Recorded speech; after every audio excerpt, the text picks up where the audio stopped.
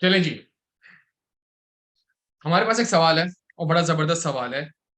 MSA one का winter 2021 का सवाल है।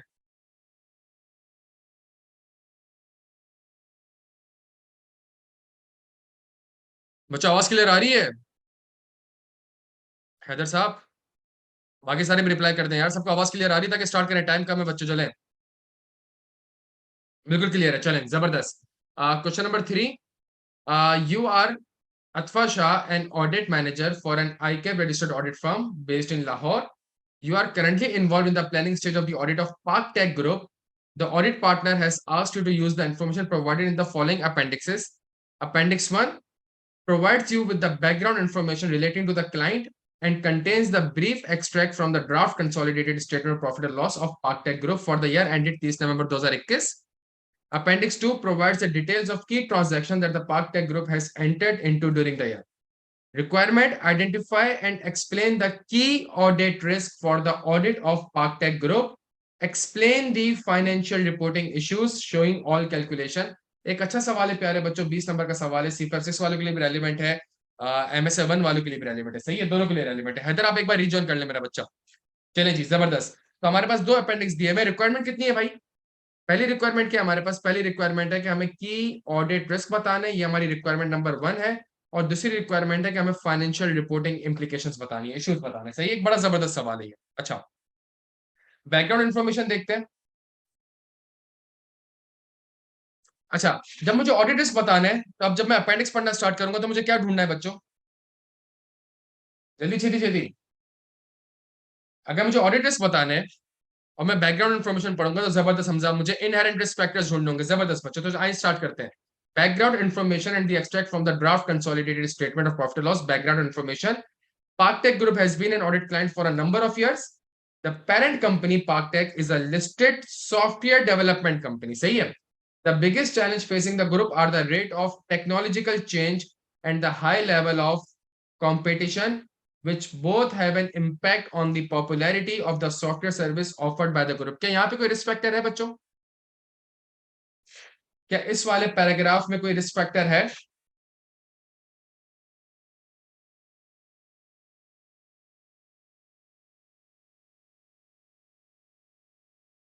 जबरदस्त जबरदस्त।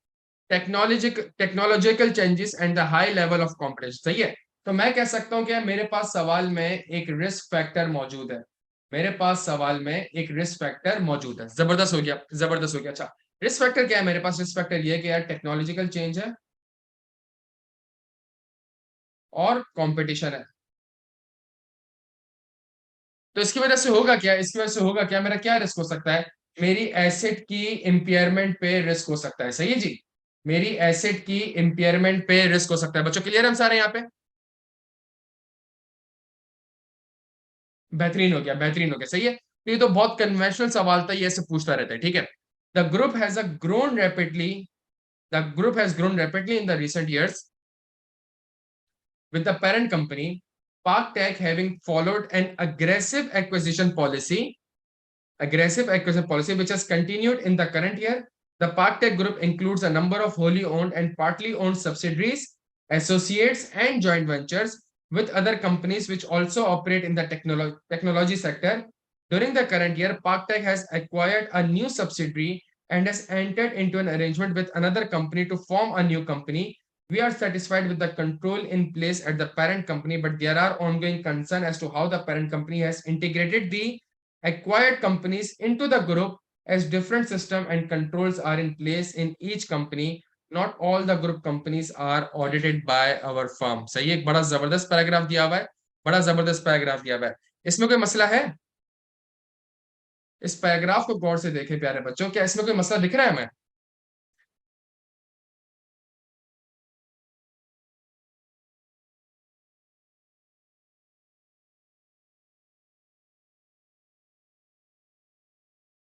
कॉम्प्लेक्स स्ट्रक्चर है, एक्विजिशन है, और इसके अलावा?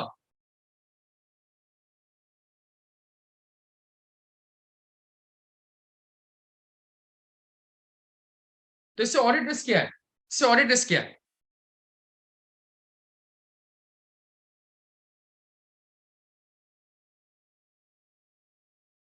ये ऑडिट इसको होता है कि सफिशिएंट एप्रोप्रिएट ऑडिट एविडेंस नहीं मिला।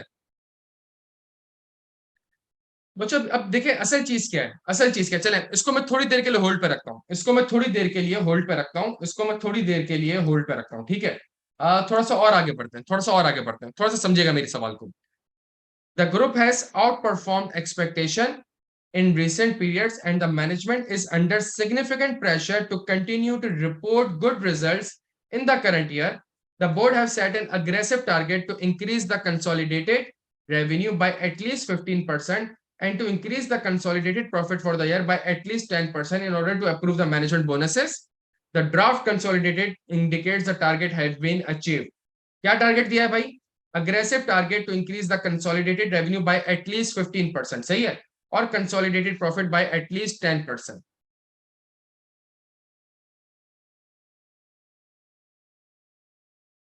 सही है। अच्छा, एक एक सेकंड, एक सेकंड, मुझे कोई बताएगा रेवेन्यू कितने से बढ़ा है? कंसोलिडेटेड रेवेन्यू कितने से बढ़ा है? नहीं नहीं, यहाँ पे कितने से बढ़ा है, यहाँ पे कितने से बढ़ा है? 11,279 को डिवाइड करें 9787 से, 15% ही आ रहा है, 15.3%। और दूसरी चीज क्या थी? प्रॉफिट। प्रॉफिट कितने से बढ़ा है?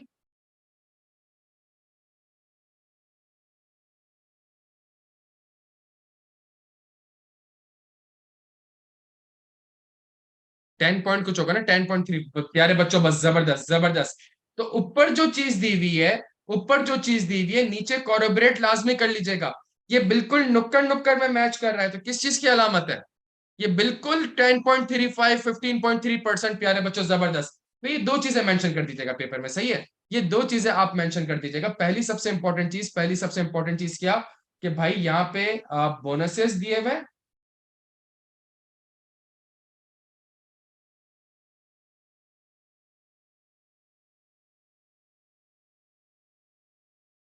यहाँ पे प्यारे बच्चों क्या दिए हुए हैं? बोनसेस दिए हुए हैं।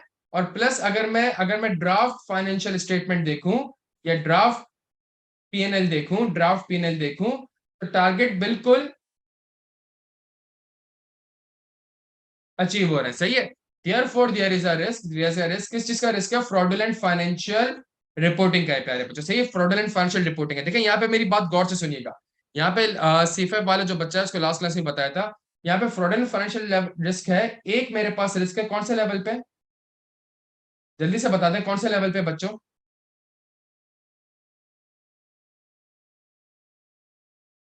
तो एक तो मेरे पास रिस्क हो जाएगा एजर्शन लेवल पे रेवेन्यू का रिस्क, सही है, क्यों? बिकॉज रेवेन्यू का टारगेट दिया हुआ है। और दूसरा टारगेट दिया हुआ है प्रॉफिट का, दूसरा टारगेट दिया हुआ है प्रॉफिट का। क्योंकि प्रॉफिट बढ़ाना है, तो ये मेरा कौन से लेवल का रिस्क हो जाएगा? ये मेरे कौन से लेवल का रिस्क हो जाएगा? कि प्रॉफिट को बढ़ाने के लिए 10% अचीव करने के लिए कंपनी ने हर चीज करी होगी, सही है, सारे रेवेन्यू, सारे कॉस्ट, सारे एक्सपेंस, सारी क्लोजिंग स्टॉक, ओपनिंग स्टॉक, सबको छेड़ा होगा, सही है। तो यहाँ पे दो फ्रॉड के रिस्क है प्यारे बच्चों, क्या यहाँ तक क्लियर है हम सारे? मैं तभी आपसे कह रहा हूँ ये एमएस 7 के जो सवाल होते हैं C5 6 में इस तरीके से आ सकते हैं। और कुछ जो नीचे ट्रिकी आईएफआरएस के पार्ट है उसको भी डिस्कस करेंगे। डन हो गया मेरे बच्चों यहाँ पे? चले जी। Following the resignation of the previous financial Following the resignation of the previous finance director in May 2021, a new finance director was appointed in October 2021. The new finance director has experience in other accounting standard but does not have significant experience in IFRS. There were also a number of resignation and replacement of other finance department staff in the year. The directors are very pleased with the draft FS despite staffing issue in the finance team. In the finance team, हाँ प्यारे बच्चों, कुछ एक दो अच्छे concept आप लोगों से डिस्कस करने हैं। अगर फाइनेंस में स्टाफ की शॉर्टेज है, और फाइनेंस देखें, जबरदस्त फैजान साथ, जबरदस्त कॉम्पिटेंसी पे डाउट है, इंटेग्रिटी पे डाउट है, ये सही है। इससे मेरा ऑडिट रिस्क क्या है? इससे मेरा ऑडिट रिस्क बताया ना। ये सारे रिस्क फैक्टर है, मैं लिख देता हूँ। फाइनेंशियल कंट्रोलर के पास आईएफआरएस का एक्सपीरियंस नहीं है, ये लिख देता हूँ। बहुत अरसे तक स्लॉट खाली रही थी, सही है, स्लॉट एम्प्टी थी, कोई बंदा ही नहीं था फाइनेंशियल कंट्रोलर, सही है। और फाइनेंस डिपार्टमेंट में ठीक ठाक टर्नओवर रहा। ये सारी चीजें लिखनी प्यारे बच्चों में। इसमें मसला क्या है यार? इसमें मसला क्या है? इससे ऑडिट रिस्क क्या है? ये वाला, ये जो फ्रॉड, हम ये वाला कॉलम आप समझ रहे हैं ना, ये कॉलम किस चीज का है? तो फ्रॉड रिस्क फैक्टर। ये तो मेरे पास रिस्क फैक्टर्स है, इससे मेरा ऑडिट रिस्क क्या हो सकता है?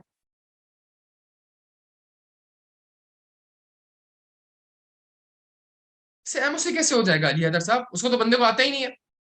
इनकॉम्पिटेंट मैनेजमेंट मेरा ऑडिट रिस्क होगा नकी साहब।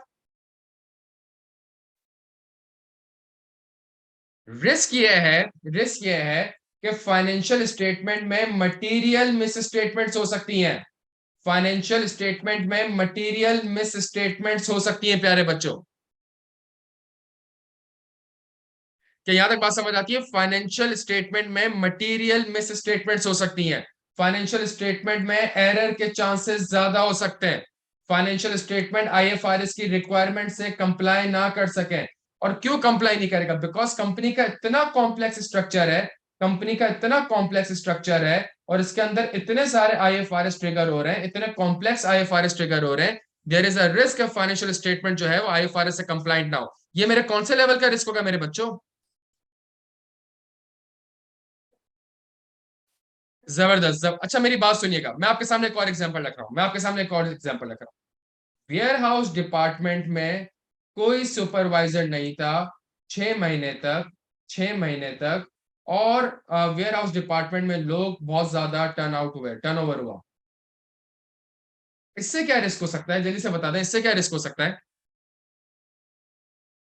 जबरदस्त। इससे फाइनेंशियल स्टेटमेंट में कोई रिस्क नहीं है। फाइनेंशियल स्टेटमेंट आईएफआरएस के हिसाब से नहीं बने, ये रिस्क नहीं है। इसमें ये रिस्क है कि इसमें मिस एप्रोप्रिएशन ऑफ एसेट हो सकती है। जो बंदा कह रहा था ना फ्रॉड का, वो यहां से लिंक होगा प्यारे बच्चों। क्या बात समझ आती है? मिस एप्रोप्रिएशन ऑफ एसेट के चांसेस ज्यादा है यहाँ पे, बिकॉज कंट्रोल्स नहीं है। अगर फाइनेंस डिपार्टमेंट के अलावा कहीं कंट्रोल मौजूद ना हो तो वहां पे फ्रॉड के चांसेस है। फाइनेंस डिपार्टमेंट में ही अगर कंट्रोल मौजूद ना हो तो ये जो फाइनेंस डिपार्टमेंट जो फाइनेंशियल स्टेटमेंट बना रहा है, इसमें एरर और फ्रॉड के चांसेस ज्यादा हो सकते हैं।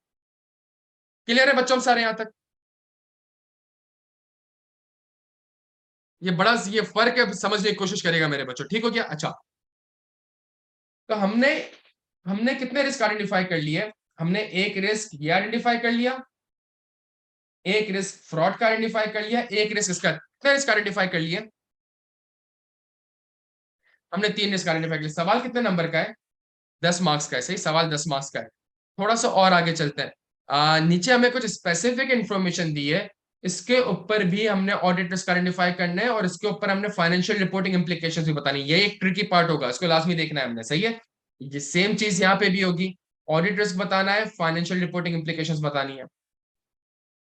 इसी तरीके से एक चीज यहाँ पे होगी, ऑडिट रिस्क बताना है और फाइनेंशियल रिपोर्टिंग इंप्लीकेशंस बतानी है।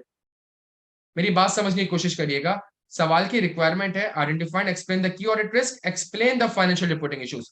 जो अब तक मैंने 3 ऑडिट रिस्क आइडेंटिफाई करे उसमें कोई फाइनेंशियल रिपोर्टिंग इशू का मसला है?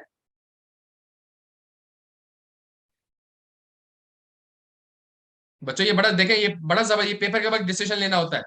जो अब तक मैंने 3 रिस्क बताए, हाँ, नीचे जो मुझे पैराग्राफ्स दिए हुए हैं सारे के सारे, देर इज अ पॉसिबिलिटी, और मुझे नीचे नंबर्स भी दिए हुए हैं और कैलकुलेशन भी मांग रहे हैं, तो देर इज अ पॉसिबिलिटी कि यहाँ पे फाइनेंशियल रिपोर्टिंग इंप्लीकेशन आ सकती है। तो ये जो चीज मैंने आपको होल्ड पे रखाई थी, ये जो चीज मैंने आपको होल्ड पे रखाई थी, ये CFF 6 वालों के लिए भी बड़ा रेलिवेंट है। जो MS7 का बच्चा है उसके लिए भी बड़ा रेलिवेंट है। कि ये एक बड़ी खतरनाक इन्फॉर्मेशन है बच्चों, ये बड़ी खतरनाक इन्फॉर्मेशन है। ये कैसे खतरनाक इन्फॉर्मेशन है? कि अगर सवाल में लिखा हुआ है कि उसने बहुत सारी एक्विजिशन करी है, उसने बहुत सारी एक्विजिशन करी है, आपका पहला, चूंकि कंपनी ने बहुत ज्यादा एक्विजिशन करी है, आपका पहला रिस्क हो जाएगा कि IFRS 3 के हिसाब से जो बिजनेस कॉम्बिनेशन है उसके हिसाब से इसने गुडविल वगैरह सही डिटरमाइन नहीं की होगी। क्या यहां तक बात समझ आती है?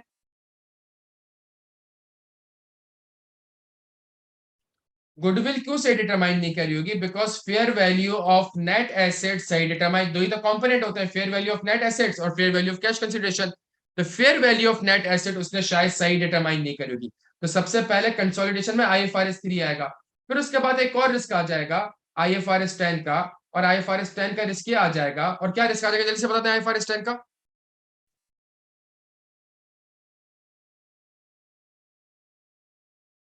कंसोलिडेटेड फाइनेंशियल स्टेटमेंट सही नहीं बने होंगे। सही है, क्यों सही नहीं बने होंगे? बिकॉज एक और रिस्क है, और वो रिस्क ये है कि रिलेटेड पार्टीज के साथ बेतहाशा ट्रांजैक्शन हुई होंगी, और वो ट्रांजैक्शन अप्रोप्रिएटली कैप्चर्ड नहीं हुई होंगी।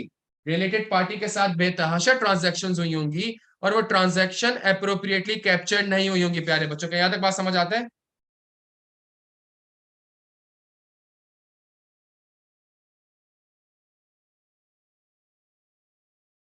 ये जो कह रहा है ना आपसे,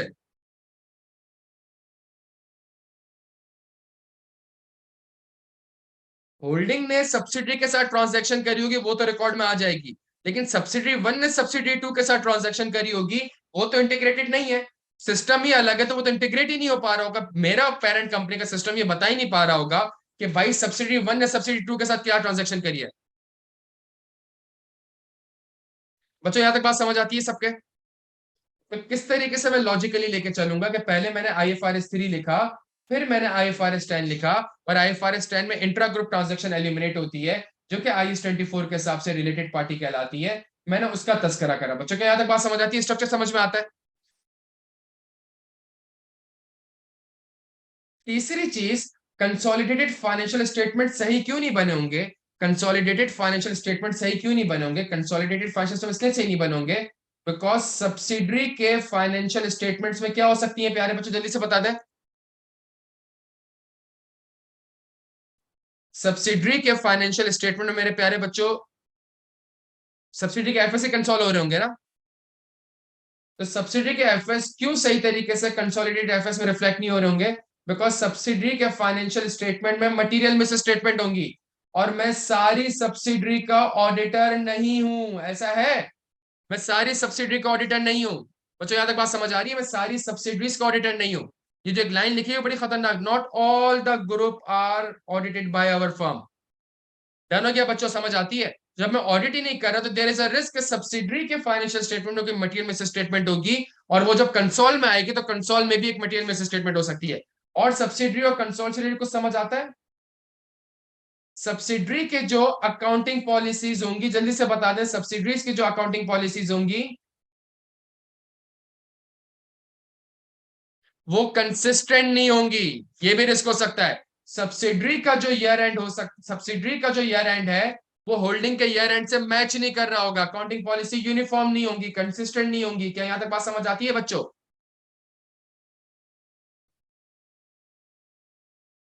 बिल्कुल कर सकते हैं। तो मैंने तो ये रिस्क एफएस लेवल पे तो खोला है। आपका नाम महाम, मैंने ये रिस्क एफएस लेवल पे तो खोला है कि IFRS से कंप्लाइंट नहीं होगा, तो मैंने ये रिस्क ही एफएस लेवल पे खोला है। जब एफएस लेवल पे खोला है तो कंसोल भी आ गया, इन्वेंट्री भी आ गया, पीपी भी आ गया, सब आ गया। बच्चों तो आप देख रहे हैं, ये जो पैराग्राफ आपके पास दिया हुआ है ना, ये जो आपके पास पैराग्राफ दिया हुआ है बच्चों, ये जो पैराग्राफ आपके पास दिया हुआ है, ये इतना खतरनाक पैराग्राफ है, ये इतना खतरनाक पैराग्राफ है कि अगर सवाल में लिखा हुआ है कि जी कंपनी जो है, मुझे एक सेकंड दीजिएगा।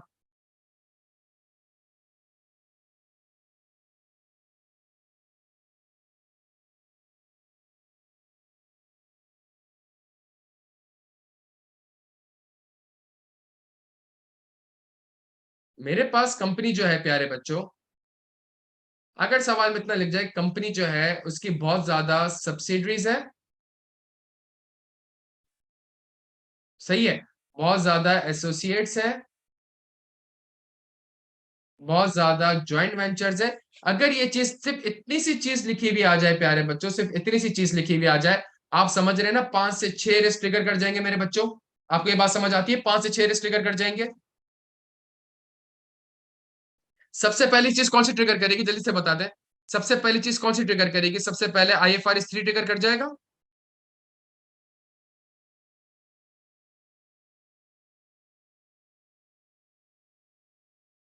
बच्चों मेरी बात सुनिएगा, बड़ी इंपॉर्टेंट है। मुझे बताएं सबसे पहली चीज कौन सी ट्रिगर कर जाएगी?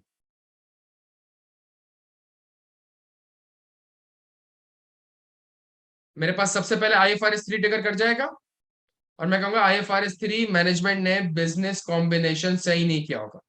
मुझे बताएं बिजनेस कॉम्बिनेशन क्यों सही नहीं किया होगा, जल्दी से बताते बिजनेस कॉम्बिनेशन क्यों सही नहीं किया होगा। Because fair value of net asset सही डिटरमाइन नहीं की होगी, ऐसा ही है। Fair value of net asset सही डिटरमाइन नहीं करी होगी, गुडविल सही डिटरमाइन नहीं करी होगी। क्या यहाँ तक बात समझ आती है? अच्छा, मेरी बात सुनिएगा प्यारे बच्चों, अगले 5 मिनट आपने बड़ा सुकून से सुनना है, सुकून से सुनना है, ठीक है? पहली चीज तो ये आ गई, सही है। अगली चीज जहां IFRS 3 हो गया, चीजें आ गई मेरे पास। अगला मसला किस चीज का आ जाएगा? अगला मसला आ जाएगा मेरे पास IFRS 10 का। और 10 के लिए मुझे क्या करना पड़ेगा? Consolidated financial statement. तो मेरा रिस्क ये है कि कंसोलिडेटेड एफएस सही नहीं होंगे। क्यों सही नहीं होंगे? अकाउंटिंग पॉलिसी कंसिस्टेंट नहीं होंगी। मेरी बात बड़े गौर से सुननी है आपने। क्यों सही नहीं होंगे, क्यों सही नहीं होंगे, जल्दी से बता दें।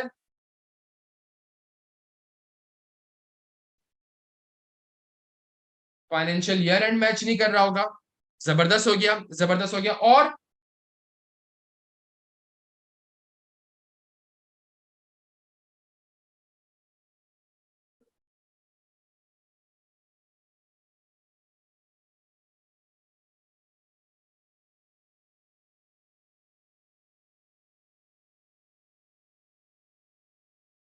डन हो गया प्यारे बच्चों। और सब्सिडरी के एफएस में, सब्सिडरी के एफएस में कोई मटेरियल मिस स्टेटमेंट होगी।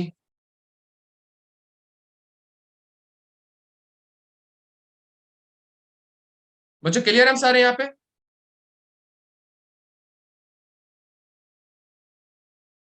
तो आप समझ रहे हैं कि एक लाइन से, अच्छा, ये जो मैं रिस्क आइडेंटिफाई कर रहा हूं, इसमें बहुत सारे रिस्क फैक्टर मौजूद है। ये रिस्क क्यों आइडेंटिफाई किया? बिकॉज कंपनी, सवाल में लिखा हुआ है कंपनी की एक्विजिशन करती है, सवाल में लिखा हुआ है।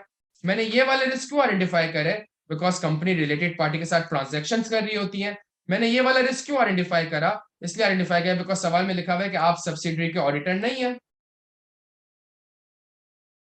ऐसा ही है प्यारे बच्चों। अगली बात मेरी गौर से सुनिए। ये तो एक सवाल हो गया ना। सवाल क्या था? ये सवाल क्या था, क्या आइडेंटिफाई करना है?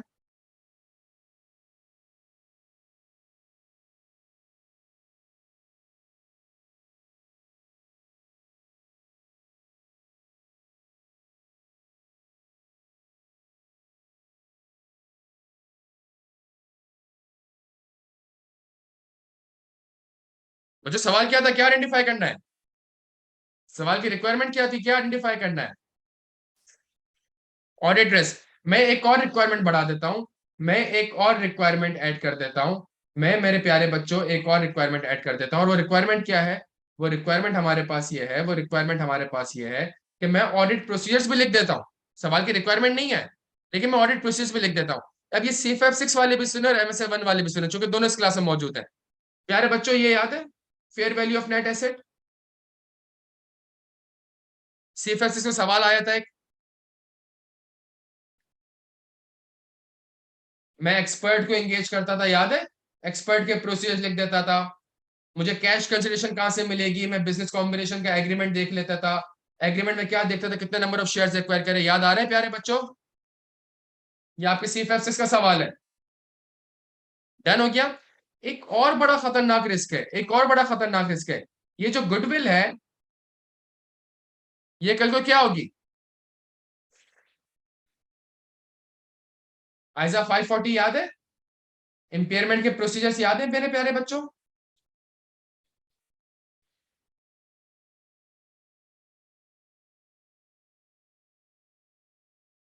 बच्चों समझ आ रही है आपके पास? अच्छा, मैं सब्सिडरी के एफएस का ऑडिट नहीं कर रहा।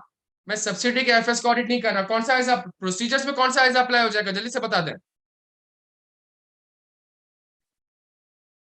मेरे प्यारे बच्चों जबरदस्त, बेहतरीन हो गया, बेहतरीन हो गया मेरे बच्चों, जबरदस्त जबरदस्त जबरदस्त। आपके समझ आ रही है बात? कि बस ये इस तरीके से, ये चीजें हमने माशाल्लाह से पढ़ी हुई हैं, बट एक बड़े सवाल में आती है तो बस आपकी सोचने के साथ बड़ा सवाल देख के डर जाते हैं। बड़ा सवाल देख के थोड़ी डरना है मैंने। क्या अब CFF 6 वालों के लिए मसला ही ऑडिट का आइडेंटिफाई करना? क्या CFF मेरे लिए तो रिस्क भी मसला नहीं है, मेरे लिए तो प्रोसीजर्स भी मसला नहीं है। क्या यहाँ तक बात समझ आ रही है? मैं उसको ग्रुप रिपोर्टिंग इंस्ट्रक्शंस भेजूंगा, उसकी कॉम्पिटेंसी कैपेबिलिटी को एवेल्युएट करूंगा। डन हो गया बच्चों? तो मैंने 7-8 रिस्क उसको आइडेंटिफाई करके दे दिए बच्चों, ठीक है।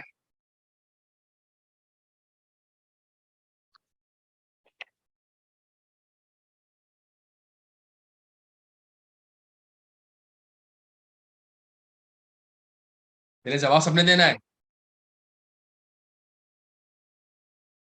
असल चीज यहां पर है, असल चीज यहां पर है।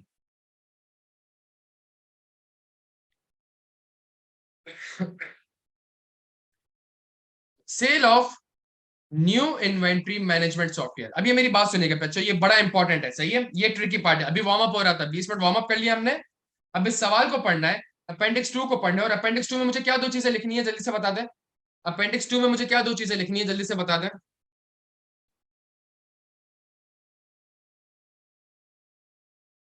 अपेंडिक्स 2 में मेरे प्यारे बच्चों मुझे अब क्या दो चीजें लिखनी है, risk and financial reporting. Risk and financial reporting, जबरदस्त, रिस्क एंड फाइनेंशियल रिपोर्टिंग। मुझे ऑडिट रिस्क भी बताना है प्लस फाइनेंशियल रिपोर्टिंग भी एक्सप्लेन करना है, प्लस फाइनेंशियल रिपोर्टिंग भी मेरे प्यारे बच्चों क्या करना है, एक्सप्लेन। बेहतरीन हो गया। यहाँ पे यहाँ पे ड्राफ्टिंग बहुत ज्यादा मैटर करती है। यहाँ पे मेरे प्यारे बच्चों ड्राफ्टिंग बहुत ज्यादा मैटर करेगी। सही, क्यों मैटर करेगी समझने की कोशिश करिएगा इसको। During the current year, Park Tech completed the development of new inventory management software, which allows the food retailers to reduce the wastage on a perishable inventory. The new software is a cloud-based service which was made available for sale from August 2021 under 2-year service contract. Under the terms of the contract, customer will have access to the software from their remote location and will access the data which allow them to proactively manage their inventory. For the software to be effective, small scanners are required to be installed on the customer shelves and in refrigerators, which send information to the cloud on a real-time basis. The software cannot be used without the scanners, and the scanners serve no purpose on their own and are not sold separately from the software. तो encourage the, अच्छा यहाँ ये एक पहली चीज हो गई। सही है, एक पहली चीज हो गई, ये एक पहली चीज हो गई। अच्छा मैं थोड़ी सी, चलिए सवाल पूरा पढ़ते हैं। To encourage the retailers to purchase the new software, Parktel sells the software on a buy now, pay later agreement under which the customer pays a deposit when they entered into a contract, but will then have nothing further to pay until the end of the 2-year service contract, at which point the balance is payable. This payment option has proven popular with the customer due to challenging economic circumstances and the fact that the Parktech has offered this to the customer on an interest-free basis. In August 2021, Parktech entered into a contract with a large supermarket chain for the immediate installation of the scanner and commencement of the software service contract. Parktech received a deposit of 100 million in respect of the contract, and the supermarket chain will pay the balance of 700 million in August 2023. The prevailing rate for the lending to customer with a credit rating similar to the supermarket, 7% per annum. The finance director has instructed to recognize the total amount of revenue under the contract in full in the draft financial statement. She has argued that the contract was signed before the year end as it is legally binding. The revenue is guaranteed. At the date of signing the contract, the supermarket was considered highly likely to pay amount when they fall due, and therefore no allowance has been created in respect of the trade receivable. Parktech will earn a profit margin of 30% on this contract। प्यारे बच्चों, सही है। ये बहुत जबरदस्त उसने बड़ा सवाल आपको दिया है। आप सबके मुंह से IFRS 15 निकल रहा है, परफॉर्मेंस ऑब्लिगेशन निकल रहा है, सब कुछ बेहतरीन है मेरे प्यारे बच्चों, सब कुछ बेहतरीन है। द पॉइंट इज, मसला क्या है?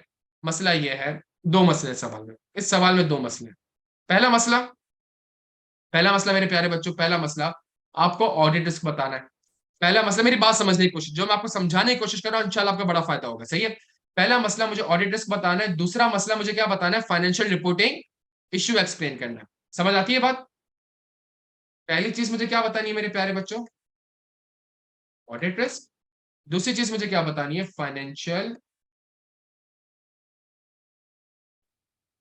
सुनिएगा मेरी बात को, फाइनेंशियल रिपोर्टिंग इश्यू को एक्सप्लेन करना है। मुश्किल क्या आ जाता है हमारे लिए, मुश्किल क्या हो जाता है हमारे लिए, मुश्किल हमें थोड़ा सा एक्सप्लेन करना हो जाता है प्यारे बच्चों। सही है, अगर इसके ऊपर मुझसे वो कहता है कि बताओ रेवेन्यू कितना रिकॉर्ड होना चाहिए, मैं और आप फॉरन से कर लेते हैं। लेकिन जब वो मुझसे कहता है ना मुझे एक्सप्लेन करो, यहां थोड़ा सा मसला आ जाता है। सही है, फाइनेंशियल रिपोर्टिंग,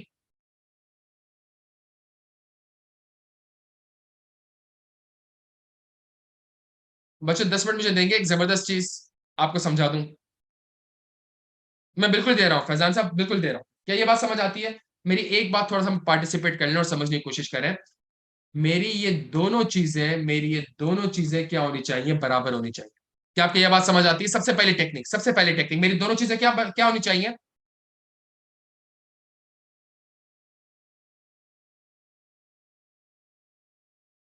मेरी ये दोनों चीजें हमजा साहब सेम होनी चाहिए। सही है, ऐसा नहीं हो सकता कि सवाल पढ़ के ऑडिट रिस्क आपने एक्स बताया और फाइनेंशियल रिपोर्टिंग इश्यू आपने वाई बताया।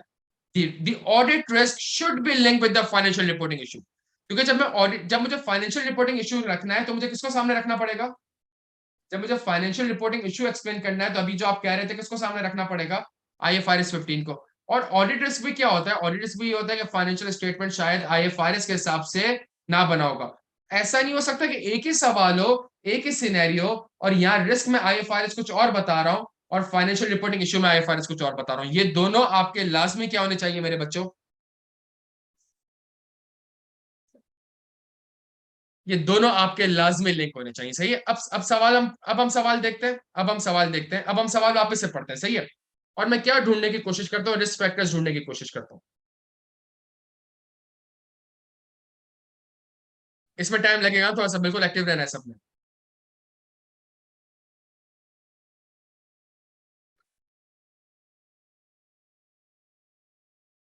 जो मैं सॉफ्टवेयर दे रहा हूँ कितने साल के लिए दे रहा हूँ? 2 साल का कॉन्ट्रैक्ट है। कस्टमर के पास फौरन से सॉफ्टवेयर का एक्सेस आ जाएगा फ्रॉम रिमोट लोकेशन, और वो एक डेटा को एक्सेस कर सकेगा। For the software to be effective, तो सर ये जो रिमोट लोकेशन पे डेटा ट्रांसफर कैसे होगा, ट्रांसमिशन कैसे होगी? सर ट्रांसमिशन ऐसी होगी कि स्मॉल स्कैनर भी लगाना पड़ेगा, are required to be installed on the customer shelves and in refrigerator which send information to the cloud on a real time basis.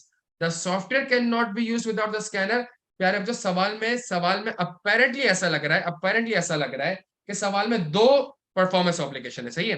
Apparently सवाल को देख के ये लग रहा है कि दो डिस्टिंक्ट गुड्स एंड सर्विसेज है। ऐसा ही है भाई। एक अदद हार्डवेयर है, एक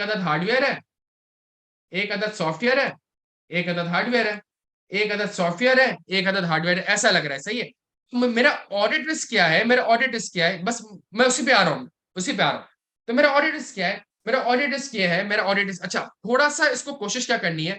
थोड़ा सा इन सवाल पढ़ के कोशिश ये करनी है हमने कि हम फौरन से कहाँ चले जाए, हम फौरन से रिस्पेक्टिव आईएफआरएस में चले जाए। सही है। आपको फौरन से जो एमएसए 1 वाला है इसके लिए बड़ा इंपॉर्टेंट है कि अगर आपके पास आईएफआरएस की किताब होगी तो आपने आईएफआरएस 15 ये सामने रखना है। ये आईएफआरएस 15 के पैराग्राफ 22 आपने सामने रखना है। जब तक आप आईएफआरएस 15 का पैराग्राफ 22 सामने नहीं रखेंगे आप एक्सप्लेन ही नहीं कर सकेंगे। सही है। Once an entity is established that has a contract to which the 5-year step model can be applied, the next step is to assess whether there are goods or services promised in the contract that represent separate performance obligation. A separate performance obligation can be either a goods or service that is distinct. अच्छा, what is distinct? इसको देख लेते हैं। Both the following criteria must be met in order for a goods or service to be classified as distinct. The customer can benefit from the goods or service either on its own or together with the other resources that are readily available to the customer. That is, goods or service is capable of being distinct, and the entity promised to transfer the goods or service to the customer is separately identifiable from other promises in the contract. That is, the promise to transfer the goods or service is distinct with the context of the contract. आगे थोड़ा सा देख लेते हैं। हाँ जी, अब बताएं, अब क्या करें?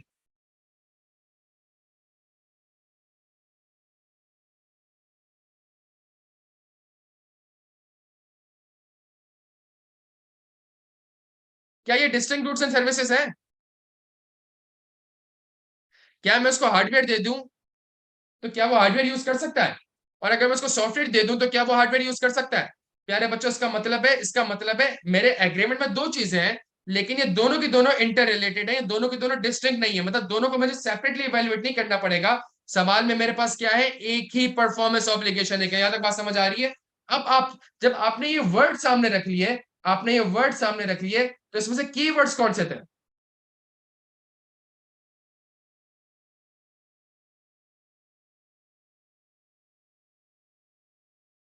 Performance obligation, distinct goods and services, the customer can benefit from the goods or services। क्या यहां तक बात समझ आ रही है?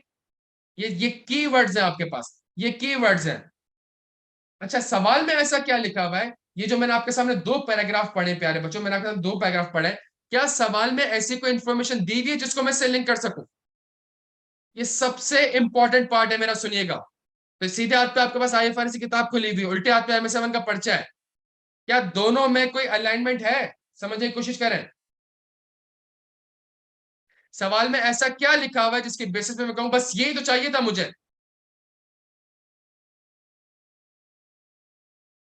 इस पूरे पैराग्राफ में मेरे पास प्यारे बच्चों क्या लिखा हुआ है? मेरे प्यारे बच्चों, जबरदस्त, बेहतरीन बेहतरीन बेहतरीन। बस समझ आ रहा है? ये चीज समझ आ रही है?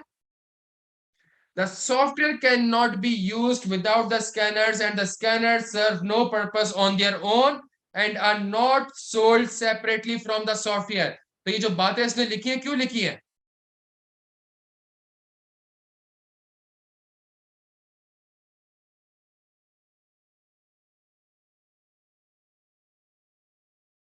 जहां इसने ये बात लिखी, आपने फौरन से इस लाइन को पकड़ा, आपने फौरन से इस लाइन को पकड़ा।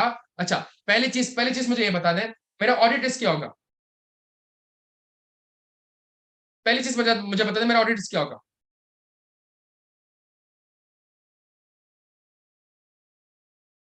मेरा पहला रिस्क ये होगा कि देयर इज अ रिस्क कि कंपनी ने, सुनिएगा मेरी बात को। अच्छा चले, मैं आपको एक और चीज बताता हूं। इसमें फाइनेंशियल रिपोर्टिंग इंप्लीकेशन क्या है? इसमें फाइनेंशियल रिपोर्टिंग इंप्लीकेशन क्या है बच्चों? वो कह रहे हैं एक्सप्लेन करें financial reporting implication.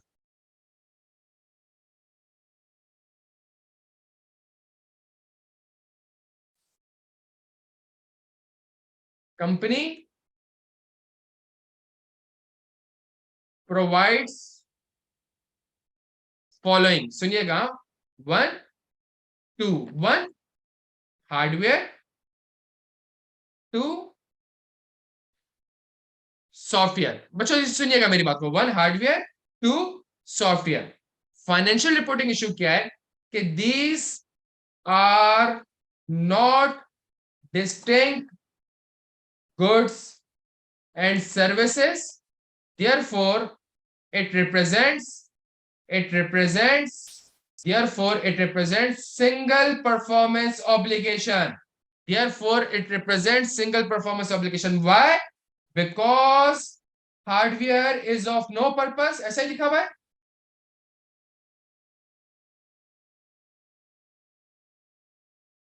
And cannot be sold and vice versa, ऐसा ही है प्यारे बच्चों। ये जो चीज थी, ये जो चीज थी, ये सवाल में दी हुई थी, ये आपके आंसर में लाजमी होना चाहिए। अच्छा 2 मिनट नमाज का ब्रेक, अजान का ब्रेक ले लेते हैं, 2 मिनट अजान का ब्रेक बच्चों।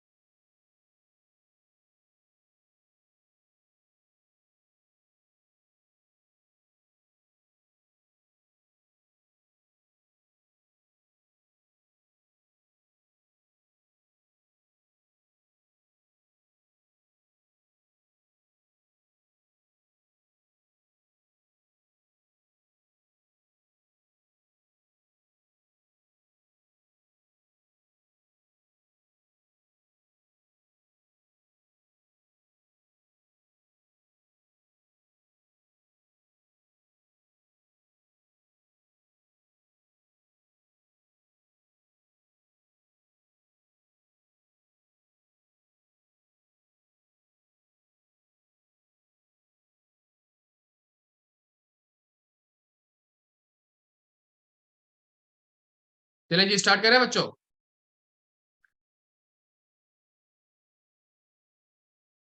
चलें बच्चों, ये बात समझ आती है आपके? जो मैं ये समझाने की कोशिश कर रहा हूं, ये समझ आता है सबके कि ये चीज मैंने कहां से लिखी? ये चीज मैंने कहां से लिखी? ये चीज मैंने लिखी क्वेश्चन से। ठीक है, ये चीज मैंने कहां से लिखी? जल्दी से बता दें, ये चीज मैंने कहां से लिखी?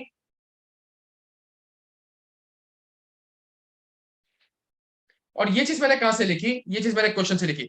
आपका सवाल, आपका क्वेश्चन और आपका आईएफआरएस आपस में क्या होना चाहिए? लिंक्ड होना चाहिए। समझ आ रही है बात? ये आपने फाइनेंशियल रिपोर्टिंग इशू एक्सप्लेन कर दिया। अब मुझे बताएं, जब मुझे ऑडिट रिस्क बताना होगा, मुझे ऑडिट रिस्क बताना होगा, तो ऑडिट रिस्क में क्या क्या वर्ड यूज होने चाहिए? जल्दी से बता दें। ऑडिट रिस्क में क्या क्या वर्ड यूज होने चाहिए? जल्दी से बता दें। कंपनी, रिस्क फैक्टर क्या है? Company provides hardware and software to customer,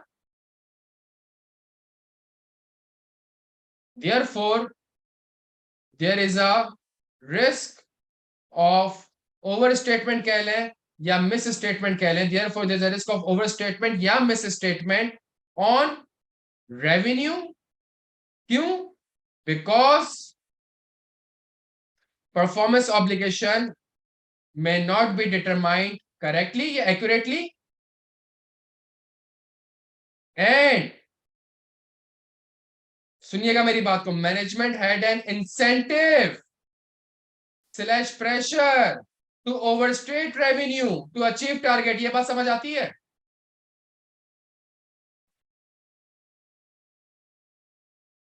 बच्चों ये बात समझ आती है? ये जो ऊपर सवाल में दिया हुआ था, ये जो ऊपर सवाल में दिया हुआ था, नीचे इसको भी लिंक करना है। इसका आईएफआरएस 15 फाइनेंशियल रिपोर्टिंग एप्लीकेशन में कोई इंपैक्ट नहीं है, लेकिन इसका इंपैक्ट कहां पे आ जाएगा? इसका इंपैक्ट कहां पे आ जाएगा? इसका इंपैक्ट मेरे पास ऑडिट रिस्क में आ जाएगा। बच्चों यहां तक बात समझ आती है? तो अब आप देखें, अब आप एक चीज अब आप एक चीज इंश्योर करें, मेरी कंसिस्टेंसी कितनी अच्छी हो गई है कि मेरे आंसर में, मेरे सवाल में, मेरे ऑडिट रिस्क में भी हार्डवेयर एंड सॉफ्टवेयर आ रहा है, मतलब टू डिस्टिंक्ट गुड्स आ रही है। मेरे ऑडिट रिस्क में परफॉर्मेंस ऑब्लिगेशन भी आ रही है। मेरे क्वेश्चन, मेरे मेरे ऑडिट रिस्क में रेवेन्यू भी आ रहा है। और इन्हीं सारी चीजों को मैंने कहा लिख दिया प्यारे बच्चों, इन्हीं सारी चीजों को मैंने कहा एक्सप्लेन किया हुआ है, इन्हीं सारी चीजों को मैंने कहा एक्सप्लेन किया हुआ है प्यारे बच्चों, इन्हीं सारी चीजों को मैंने आईएफआरएस में एक्सप्लेन किया हुआ है। क्या समझ आ रही है आपके बात यहां तक? ये कंसिस्टेंट होना चाहिए।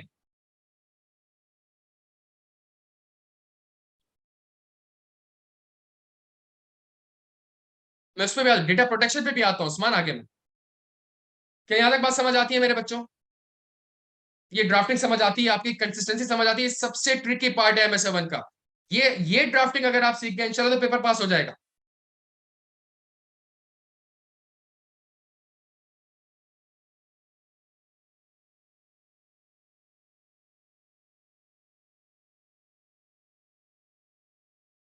थोड़ा सवाल आगे आते हैं, चले अब इस वाले सवाल को देखते हैं।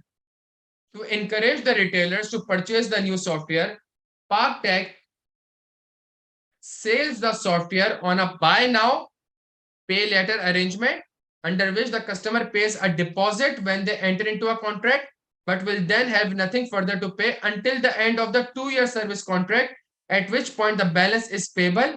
This payment option has proven popular with the customer due to the challenging economic circumstances and the fact that the Park Tech has offered this to the customer on an interest-free basis. है प्यारे बच्चों, क्या मसला है? किस चीज का मसला है? इसके अंदर क्या फाइनेंसिंग कंपोनेंट ना बोले, सिग्निफिकेंट फाइनेंसिंग कंपोनेंट बोले, सही है? इसके अंदर क्या शामिल है? इसके अंदर सिग्निफिकेंट फाइनेंसिंग कंपोनेंट शामिल है, सही है? इसके अंदर सिग्निफिकेंट, तो आ जाए जी, सिग्निफिकेंट फाइनेंसिंग कंपोनेंट को देखते हैं।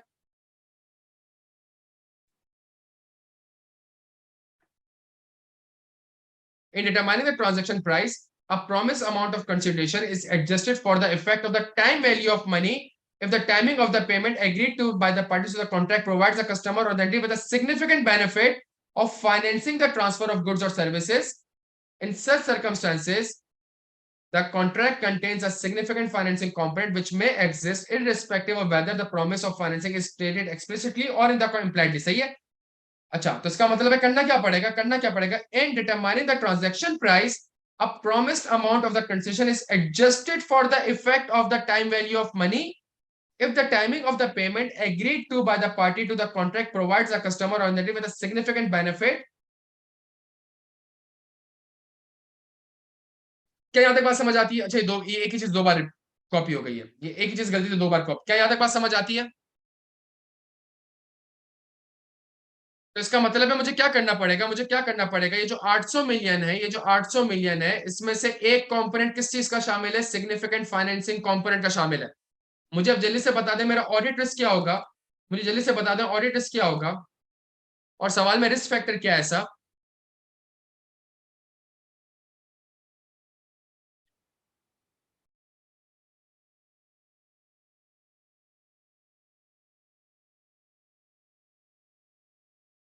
रेवेन्यू ओवरस्टेटेड होगा, रेवेन्यू ओवरस्टेटेड, ऑडिट रिस्क मेरा ये है कि रेवेन्यू ओवरस्टेटेड होगा। क्यों ओवरस्टेटेड होगा रेवेन्यू, रेवेन्यू ओवरस्टेटेड क्यों होगा?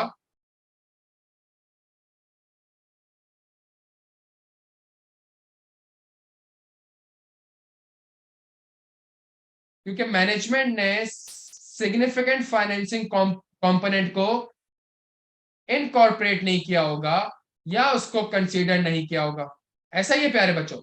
मुझे बताएं फाइनेंशियल रिपोर्टिंग इशू क्या होगा, मुझे बताएं फाइनेंशियल रिपोर्टिंग इशू क्या होगा, फाइनेंशियल रिपोर्टिंग इशू पे मुझे क्या वर्ड्स यूज करने पड़ेंगे?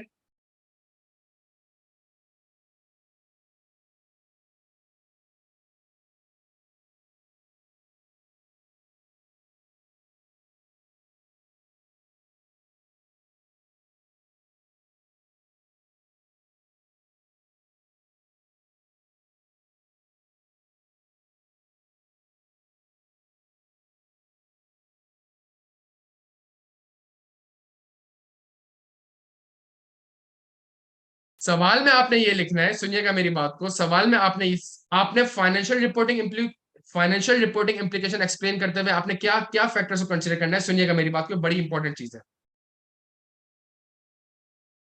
A promise amount of consideration is adjusted for the effect of the time value of money if the timing of the payment agreed to by the parties to the contract provides the customer with a significant benefit of financing the transfer of goods or services. क्या सवाल में ऐसी कोई चीज लिखी हुई है जिससे पता चल जाए कि सिग्निफिकेंट बेनिफिट है? सवाल में ऐसा क्या लिखा हुआ है जिससे पता चल जाए कि सिग्निफिकेंट बेनिफिट है? उससे लिंक करना है, सवाल से लिंक करना है, जल्दी से बता दें। सवाल में ऐसा क्या लिखा हुआ है जिससे पता चल जाए कि सिग्निफिकेंट बेनिफिट है?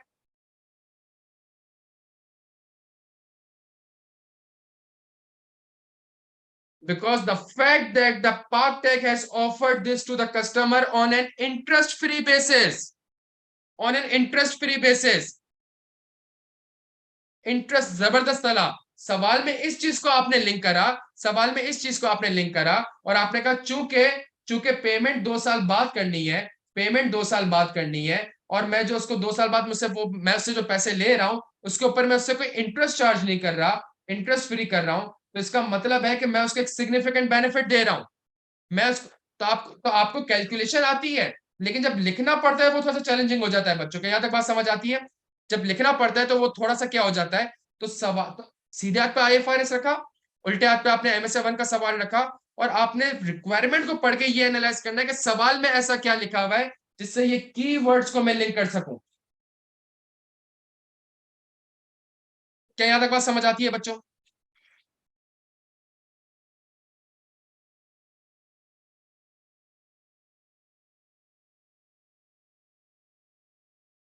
बेहतरीन हो गया बच्चों, बेहतरीन हो गया। अच्छा, इसी सवाल को और गौर से देखें। मैनेजमेंट ने सारा का सारा रेवेन्यू कब रिकॉग्नाइज कर लिया है? मैनेजमेंट को अगर हम देखें तो 100 मिलियन का मुझे डिपॉजिट मिला, 700 मिलियन वो 2 साल बाद पे करेगा, 7% का इंटरेस्ट रेट है इसके ऊपर। The finance director is instructed to recognize the total amount of revenue under the contract in full in the draft financial statement. Management ने 800 मिलियन का रेवेन्यू आज रिकॉर्ड कर लिया प्यारे बच्चों, मैनेजमेंट ने 800 मिलियन का रेवेन्यू आज रिकॉर्ड कर लिया, सही है? मुझे बताएं जब इसने 800 मिलियन का आज रेवेन्यू, तो रेवेन्यू किस बेसिस पे रिकॉर्ड होता है?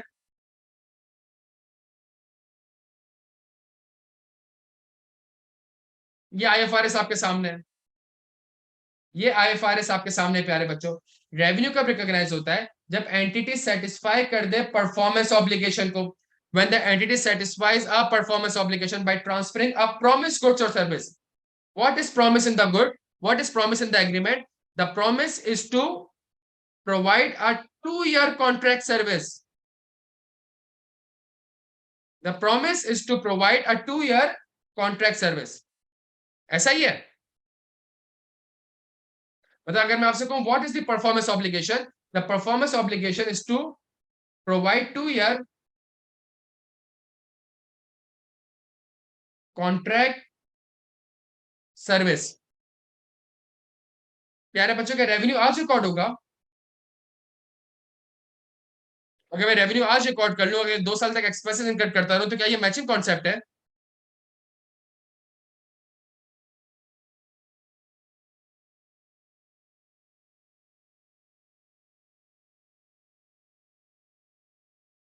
अच्छा, मैं रेवेन्यू को 2 साल बाद रिकॉर्ड करूं? मुबशिर साहब, मैं रेवेन्यू को 2 साल बाद रिकॉर्ड करूं?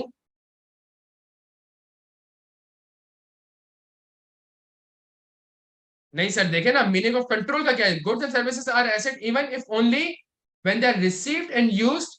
Control of an asset refers to the ability to direct the use and to obtain substantially all of the remaining benefit from the asset. तो क्या वो हर महीने बेनिफिट ले रहा होगा प्यारे बच्चों? क्या कस्टमर हर महीने बेनिफिट ले रहा होगा? सवाल देख के बताएं, क्या क्या कस्टमर हर महीने बेनिफिट ले रहा होगा? क्या 2 साल बाद उसका, क्या 2 साल बाद उसकी वेस्टेज कम होगी? क्या 2 साल बाद उसकी वेस्टेज कम होगी या हर महीने उसकी वेस्टेज कम होती रहेगी?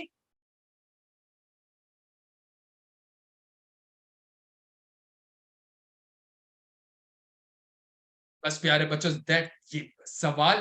तो ये जो आईएफआरएस आपके सामने लिखा हुआ है, ये जो आईएफआरएस आपके सामने लिखा हुआ है, आपने इन्हीं वर्ड्स को यूज करके सवाल से क्या करना है, लिंक करना है, ताकि फाइनेंशियल रिपोर्टिंग इंप्लीकेशन एक्सप्लेन कर सकें। आप समझ रहे हैं? आपने सिर्फ आईएफआरएस नहीं लिखना, आपने सिर्फ सवाल नहीं लिखना, आपने दोनों को आपस में क्या करना है, कनेक्ट करना है बच्चों। ये बात समझ आती है?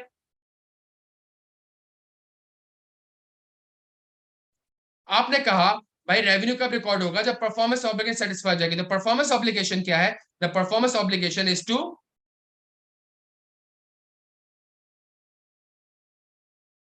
under a 2-year service contract. The company has to provide the service for the next 2 years. For the next 2 years, the customer will have access to the software from their remote location. So that is the performance obligation. क्या control आज transfer हो रहा है? नहीं, control आज transfer नहीं हो रहा। क्या कंट्रोल 2 साल बाद ट्रांसफर हो रहा है? नहीं, कंट्रोल 2 साल बाद ट्रांसफर नहीं हो रहा। तो कंट्रोल कब ट्रांसफर हो रहा है? कंट्रोल डेली बेसिस पे ट्रांसफर हो रहा है मेरा। जहां जैसे जैसे मैं उसको सर्विस प्रोवाइड किए जा रहा हूं, वैसे वैसे उसको इकोनॉमिक बेनिफिट वो अचीव किया जा रहा है। तो रेवेन्यू मेरा किस पीरियड में रिकॉग्नाइज होना चाहिए? ओवर द टाइम रिकॉग्नाइज होना चाहिए। क्या यहां तक बात समझ आती है?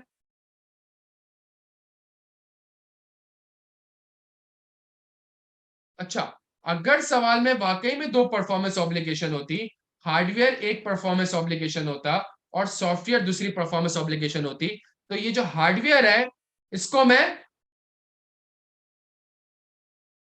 क्या ये बात समझ आती है? तो तभी बड़ा ट्रिकी पार्ट होता है कि you have to identify the performance obligation. अगर ये 2 सेपरेट परफॉर्मेंस ऑब्लिगेशन होती, 2 सेपरेट परफॉर्मेंस ऑब्लिगेशन होती, तो जहां मैंने उसको हार्डवेयर ट्रांसफर कर दिया, मैं पॉइंट ऑफ टाइम पे कर लेता। अगर तो वो सॉफ्टवेयर का बगैर उसको यूज कर, मैं वही कह रहा हूं, एजम्पशन ये है कि हार्डवेयर सॉफ्टवेयर तो अलग अलग है।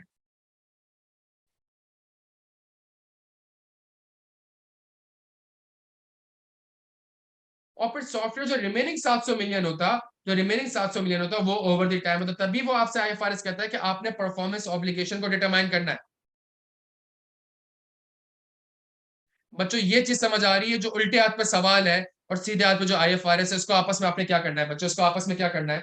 इसको आपस में लिंक। अगर आईएफआरएस में एक वर्ड परफॉर्मेंस ऑब्लिगेशन का है, तो आपने सवाल में बताना है कि that is the performance obligation. अगर आईएफआरएस में वर्ड यूज हो रहा है transfer of the performance obligation या control transfer of the performance obligation, तो आपने सवाल में बताना है कि भाई ये कंट्रोल है। क्लियर है हम सारे यहां तक?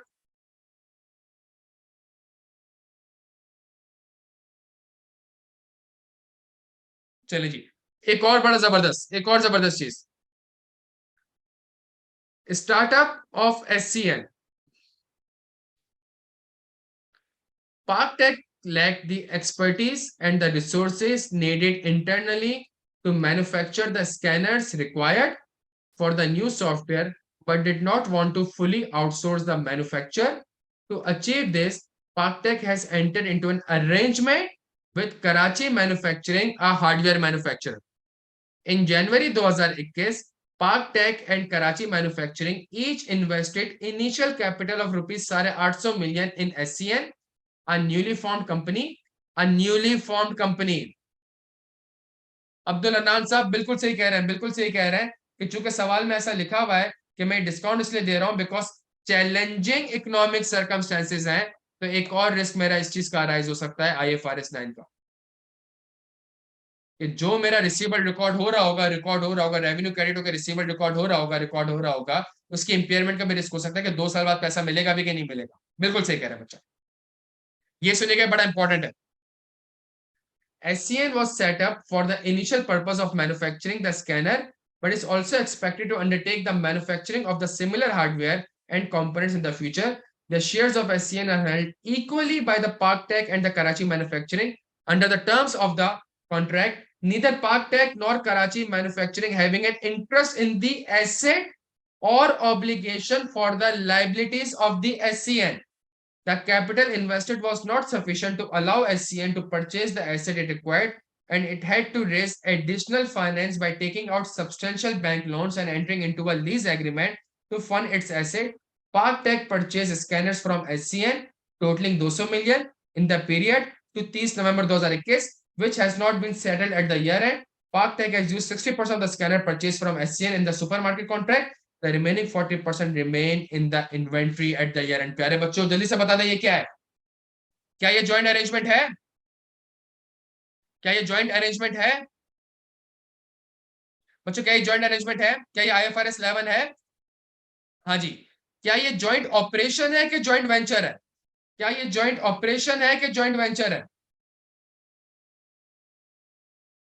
जॉइंट ऑपरेशन होगा अकाउंटिंग अलग हो जाएगी, जॉइंट वेंचर होगा अकाउंटिंग अलग हो जाएगी, ये पता है ना हमें। तो मेरा पहला ऑडिट क्या हो गया, मेरा पहला ऑडिट हो गया जी ये एक जॉइंट अरेंजमेंट है and the risk is management इसको सही क्लासिफाई नहीं किया होगा, मैनेजमेंट इसको जॉइंट ऑपरेशन या जॉइंट वेंचर में सही क्लासिफाई नहीं किया होगा। क्या यहां तक बात समझ आती है?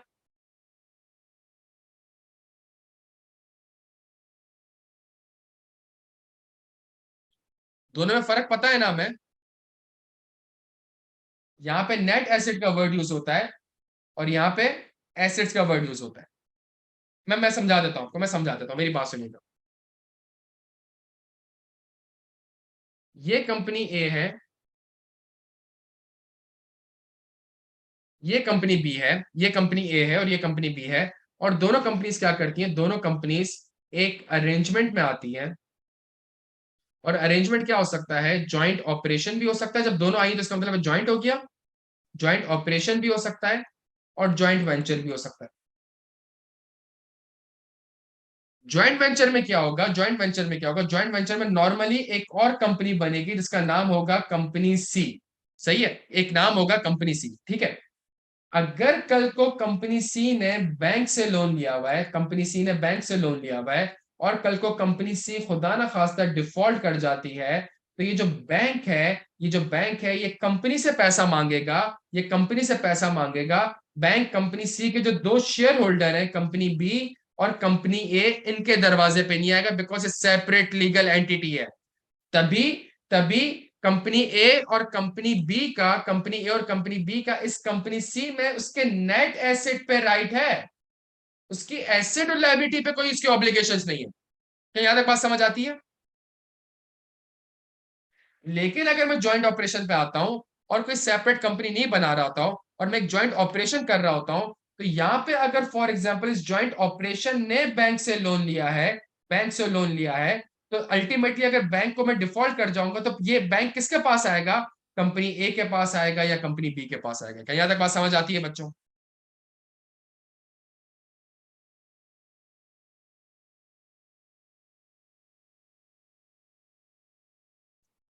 सवाल में ऐसा क्या लिखा हुआ है? अच्छा, ये ज्वाइंट वेंचर की डेफिनेशन पढ़ ली, जल्दी से पढ़ ले ज्वाइंट वेंचर की डेफिनेशन। सवाल में ऐसा क्या लिखा हुआ है, सवाल में ऐसा क्या लिखा हुआ है जिसकी वजह से पता चल जाए कि ये ज्वाइंट वेंचर है?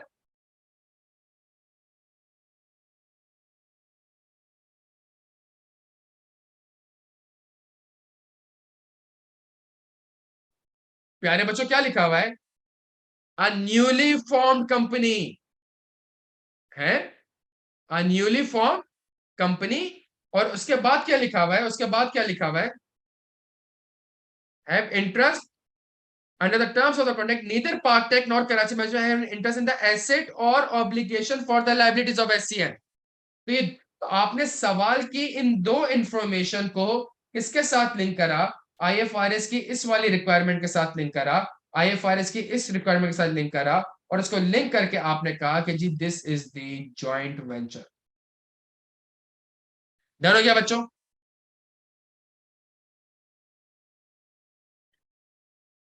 जब ये जॉइंट वेंचर है, जब ये जॉइंट वेंचर है तो इसकी अकाउंटिंग किस बेसिस पे होगी?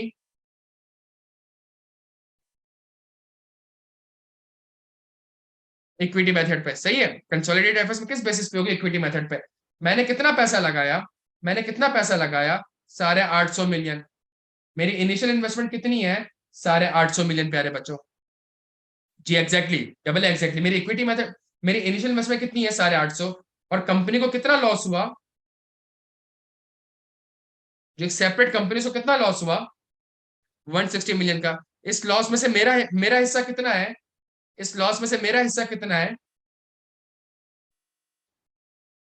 क्या यहां तक बात समझ आती है बच्चों? क्या यहां तक बात समझ आती है? लेकिन एक और मसला ये है, लेकिन एक और मसला ये है कि ये जो लॉस हुआ है, ये जो लॉस है 160 मिलियन का, इसके अंदर एक प्रॉफिट भी शामिल है। इसके अंदर एक प्रॉफिट भी शामिल है। इस वाले को देखिएगा,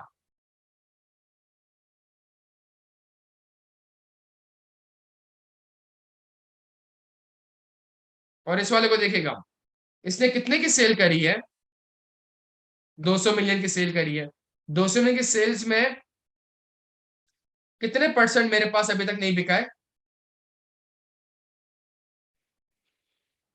40%। 40% अभी भी मेरी इन्वेंट्री में आ रहा है, सही है। लेकिन क्या इसका प्रॉफिट, क्या इसका प्रॉफिट इस लॉस में आ रहा होगा? ज्वाइंट वेंचर के, ज्वाइंट वेंचर ने जब सेल्स रिकॉर्ड कर दी तो उसने तो रेवेन्यू रिकॉर्ड कर लिया होगा, प्रॉफिट भी रिकॉर्ड कर लिया होगा। और इस 200 का 40% वो है जो कि मेरी इन्वेंट्री में आ रहा होगा, अभी मेरी इन्वेंट्री में आ रहा होगा।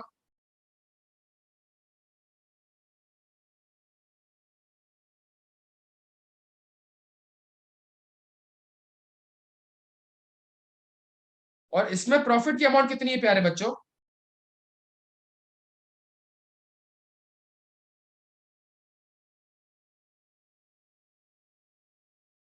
प्रॉफिट की अमाउंट कितनी है? 30%। तो जो मेरे पास इन्वेंट्री पड़ी हुई होगी, जो मेरे पास इन्वेंट्री पड़ी हुई होगी, उसमें अगर मैं मार्जिन निकाल दूं प्यारे बच्चों, तो उसको भी इसमें से क्या करना पड़ेगा? लॉस में मजीद ऐड करना पड़ जाएगा, लॉस में मजीद ऐड करना पड़ जाएगा।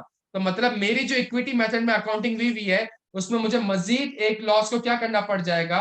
मजीद, लेट से जो भी आंसर आता है 24-25 आता है, तो मुझे इसको भी माइनस करना पड़ेगा, और फिर मेरे पास इन्वेस्टमेंट इक्विटी मेथड के हिसाब से इस बेसिस पे रिकॉर्ड होगी। क्या याद तक बात समझ आती है?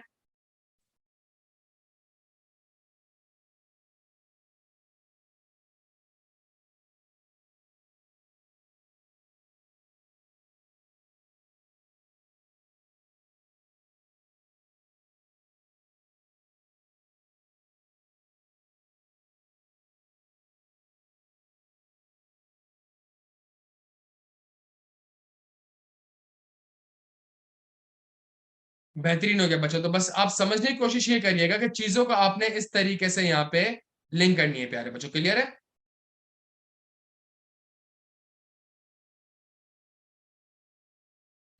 ये पढ़े, ये बड़ा इंपॉर्टेंट है, जल्दी से पढ़े। नहीं नहीं, don't have the right to the asset लिखा हुआ है मोहम्मद साहब। Don't have the right over the asset, net asset नहीं लिखा हुआ। ये वापस से पढ़ लें आप। Under the terms of the contract neither Park Tech nor Karachi manufacturing have an interest in the asset और ऑब्लिगेशन। नेट एसेट नहीं लिखा हुआ, एसेट लिखा हुआ है।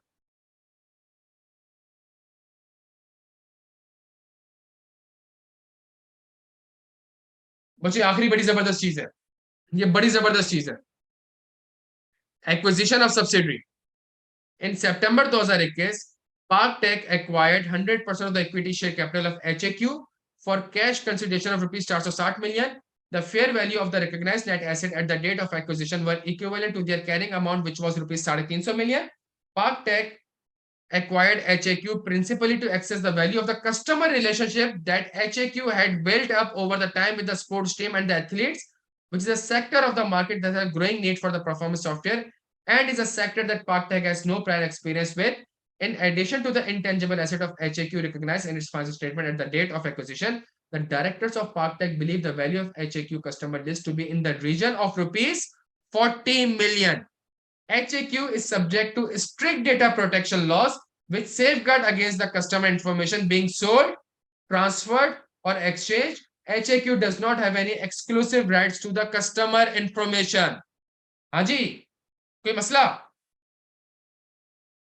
मैं एक सब्सिडी एक्वायर करता हूं इसलिए ताकि मुझे उसके कस्टमर का डेटा मिल जाए, और मैं कहता हूं उस कस्टमर के डेटा की वैल्यू 40 मिलियन है, लेकिन मसला ये है कि जिस कंपनी से मैं ये खरीद रहा हूं, वो कंपनी के ऊपर डेटा प्रोटेक्शन लॉज अप्लाई होते हैं। डेटा प्रोटेक्शन लॉज ये है कि जी आप इसको बेच नहीं सकते, इसको ट्रांसफर नहीं कर सकते, इसको एक्सचेंज नहीं कर सकते।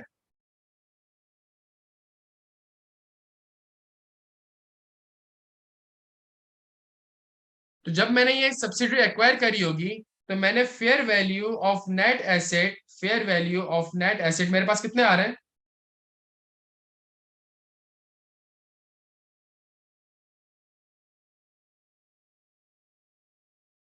3.5, दोनों 350 मिलियन आ रहे हैं। फेयर वैल्यू नेट से 350 मिलियन आ रहा है, और इसमें मैं क्या ऐड करने जा रहा हूं? ये 40 मिलियन ऐड करने जा रहा हूं। 40 मिलियन क्यों ऐड करने जा रहा हूं? कंसिडरेशन कितनी है मेरी? फेयर वैल्यू ऑफ कंसिडरेशन कितनी है? फेयर वैल्यू कैसे 460 मिलियन है, तो मैं इसकी वजह से क्या करने जा रहा हूं? गुडविल मेरे पास कम रिकॉर्ड हो जाएगी। कितने की रिकॉर्ड हो जाएगी? लेट से 70 मिलियन की। ठीक है, क्या ये 40 मिलियन को मैं fair value of net asset में रिकॉग्नाइज कर सकता हूं? ये सवाल है बस। क्या इस 40 मिलियन को fair value of net asset में मेरे प्यारे बच्चों रिकॉग्नाइज कर सकता हूं?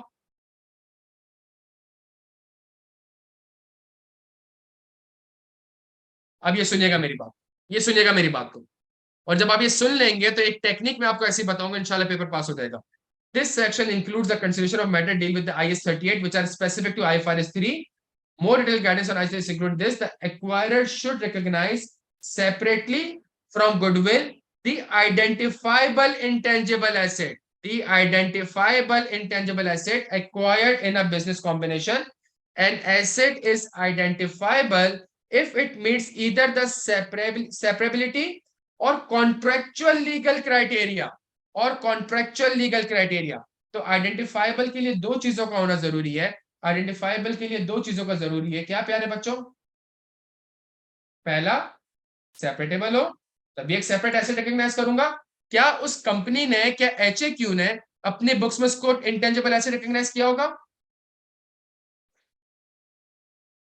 नहीं। लेकिन जब मैं एक्वायर करने जा रहा हूं तो मैं ये देखूंगा क्या ये वैसे इंटेंजिबल एसेट है? ये इंटेंजिबल एसेट है, लेकिन आई 38 आपको मना करता है कि नहीं, आप रिकॉग्नाइज नहीं कर सकते। लेकिन IFRS 3 कहता है कि क्या ये आइडेंटिफाइबल है? हाँ जी, आइडेंटिफाइबल है। तो क्या ये सेपरेबल है? तो आपने दो चीजें देखनी होगी, क्या ये सेपरेट हो सकता है और क्या कॉन्ट्रेक्चुअल लीगल क्राइटेरिया है? क्या कॉन्ट्रेक्चुअल लीगल क्राइटेरिया है? An intangible asset is separable if it is capable of being separated or divided from the entity and sold, transferred, licensed, rented or exchanged either individually together with a related contract. हाँ जी, ये line जो लिखी हुई है, क्या इससे related सवाल में कुछ दिया हुआ है प्यारे बच्चों? जल्दी से बता दें, क्या इससे रिलेटेड सवाल में कुछ दिया हुआ है? सीधे हाथ पे IFRS, उल्टे हाथ पे सवाल, जल्दी छेती छेती। सीधे हाथ पे IFRS, उल्टे हाथ पे सवाल, जल्दी छेती छेती।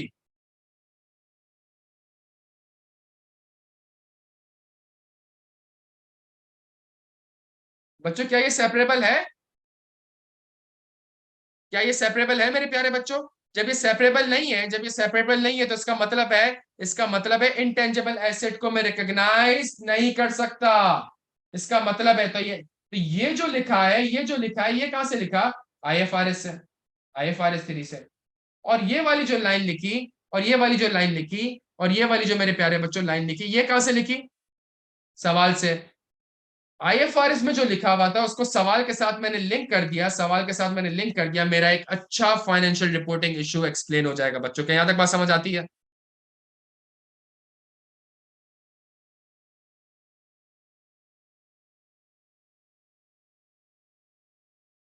लेकिन सवाल में अगला मसला क्या हो जाएगा, सवाल में अगला मसला ये हो जाएगा कि अगर मैं इसको हटा दूं, अगर मैं इस 40 को हटा दूं, तो मेरी गुडविल कितनी हो जाएगी प्यारे बच्चों?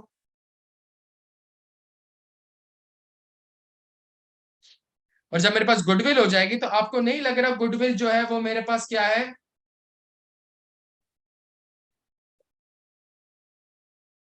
और जब गुडविल आपको ओवरस्टेटेड लग रही है तो इसका मतलब है क्या हो जाएगा? तो गुडविल कैसे इम्पेयर्ड हो गई? बिकॉज जिस मकसद के लिए मैंने इस कंपनी को एक्वायर किया था वो मकसद मेरा पूरा नहीं हो सकता। जिस मकसद के लिए मैंने इस कंपनी को एक्वायर किया था वो मकसद मेरा पूरा नहीं हो सकता। वो कंपनी डेटा मुझसे शेयर नहीं कर सकती, वो कंपनी डेटा मुझे ट्रांसफर नहीं कर सकती, वो कंपनी डेटा मुझे एक्सचेंज नहीं कर सकती। क्या यहाँ तक बात समझ आती है?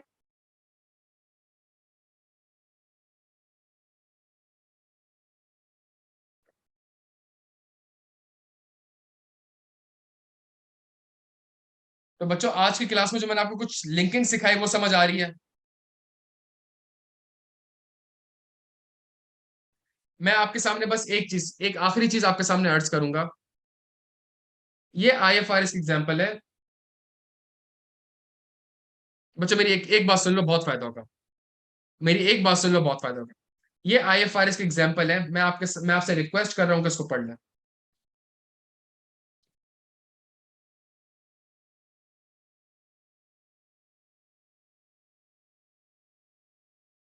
मैं आपसे रिक्वेस्ट कर रहा हूँ इसको पढ़ लें।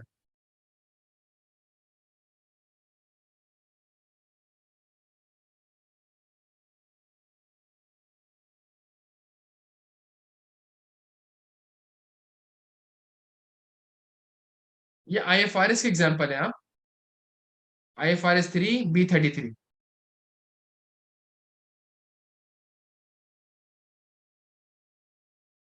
आप मेरी बात समझ रहे हो प्यारे बच्चों? आपके पास आईएफआरएस में जो एग्जाम्पल्स हैं, जो कॉम्प्लेक्स एग्जाम्पल है, उसी को यूज करके वो क्या कर देता है, उसी को यूज करके क्या कर रहा है वो?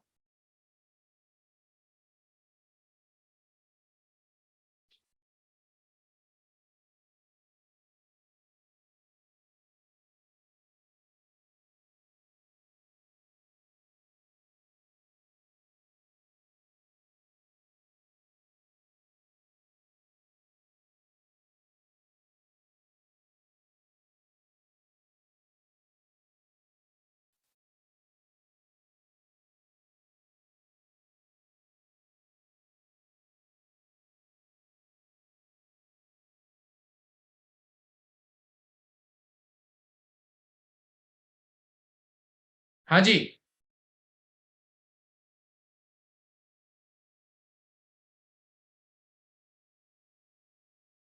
मुझे समझ आया। इस लाइन को पढ़ें और इस पैराग्राफ को पढ़ें जो आईएफआरएस की एग्जाम्पल है। दोनों सिमिलर लग रही हैं आपको?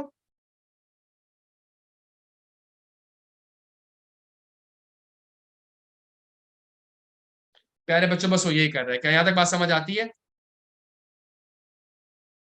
आप जब एफएफआर का पेपर देते हो तो आप इसको इंक्लूड नहीं करते।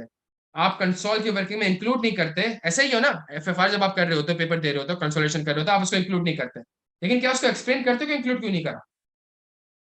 क्या इसको एक्सप्लेन करते हो आप, क्या आप इसको इंक्लूड क्यों नहीं करते? नहीं, आप उसको एक्सप्लेन नहीं करते, सही है। अच्छा, मेरी एक बात सुने। आपके पास पेपर में जब ये सवाल आता है रेवेन्यू का, ये रेवेन्यू का सवाल आता है और आपसे कहते हैं कि बताएं सही रेवेन्यू क्या होगा, आप उसको कैलकुलेशन दिखा देते हैं कि आप उसको एक्सप्लेन करते हैं? आप उसको एक्सप्लेन नहीं करते, सही है। ये जॉइंट वेंचर, जॉइंट अरेंजमेंट की आपसे अकाउंटिंग पूछेगा, लेकिन क्या आप उसको एक्सप्लेन करते हैं कि जॉइंट वेंचर क्यों है, ये जॉइंट अरेंजमेंट क्यों है और उसमें इक्विटी मेथड अप्लाई होगी? प्यारे बच्चों, जो एक्सप्लेनेशन वाला पार्ट मिसिंग है ना हमारे पास एफएफआर में, इसी चीज को ये कहाँ टेस्ट कर रहा है, इसी चीज को ये यहाँ पे टेस्ट कर रहा है। क्या यहाँ तक बात समझ आती है?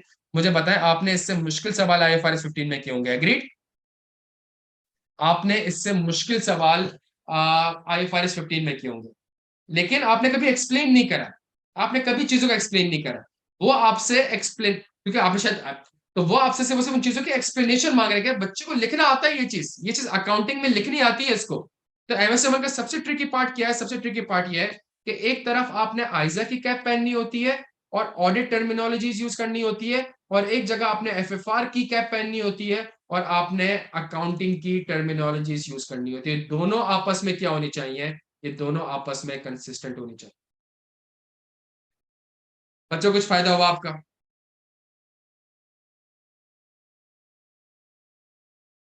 कुछ समझ में आया कि इस तरह के सवाल जो हमारे 20-30 मार्क्स के आते हैं, तो हम हमें पता ही नहीं होता कि हमें लिखना क्या है। हम कैलकुलेशन वाला पार्ट कर लेते हो, मैंने कैलकुलेशन वाला पार्ट करवाया भी नहीं है आपको, बिकॉज बड़ा आसान है।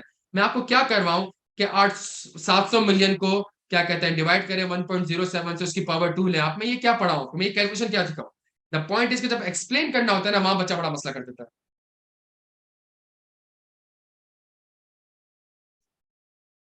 दानियल, अगर आप अपने वर्ड्स में एक्सप्लेन कर सकते हो और आपको स्ट्रक्चर क्लियर है, टर्मिनोलॉजी क्लियर है, आप बिल्कुल करें।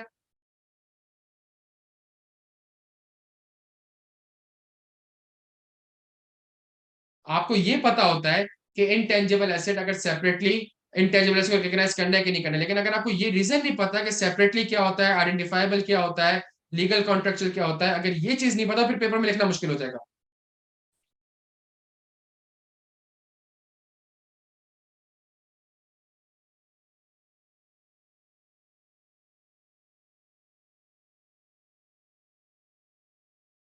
बच्चों क्लियर हो? बस एक बार घुमा ले चीजों को। मैं अपने हैंड रिटन चीजें और समरीज वगैरह शेयर कर दूंगा, कोई मसला नहीं। और मंडे ट्यूसडे से वैसे भी मैं सिर्फ एक्सेस के लिए MS1 के सवाल करवा रहा हूँ, तो अगर आप लोगों ने ज्वाइन करना हो तो आप लोग ज्वाइन कर सकते हैं।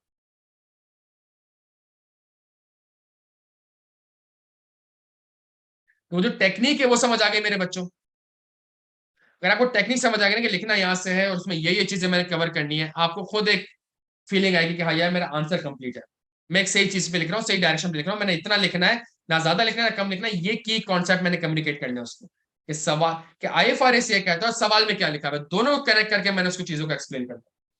और वो जो चीज मैंने एक्सप्लेन करी है, यही मेरा ऑडिट डिस्क होगा कि मैनेजमेंट ने ऐसा नहीं किया होगा।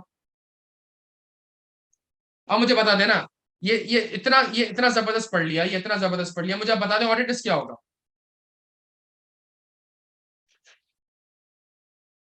द रिस्क मैनेजमेंट ने इंटेंजिबल एसेट सेपरेटली आइडेंटिफाइबल नहीं होंगे, लेकिन उसको फिर भी fair value of net asset में कंसीडर कर लिया होगा। मेरे वर्ड सुन रहे हैं? कि मैनेजमेंट ने इंटेंजिबल एसेट को गुडविल कैलकुलेट करते हुए कंसीडर किया होगा, बिकॉज मैनेजमेंट ये समझ रही होगी कि सेपरेटली आइडेंटिफाइबल एसेट है। तो जो चीजें यहाँ लिखी हैं उसी को, ये जो लिखा हुआ था इसको क्वेश्चन से लिंक करा, और फिर उन दोनों के बेसिस पे जो एक मिक्सचर बना, मैंने ऑडिट बता दिया। क्लियर है बच्चों?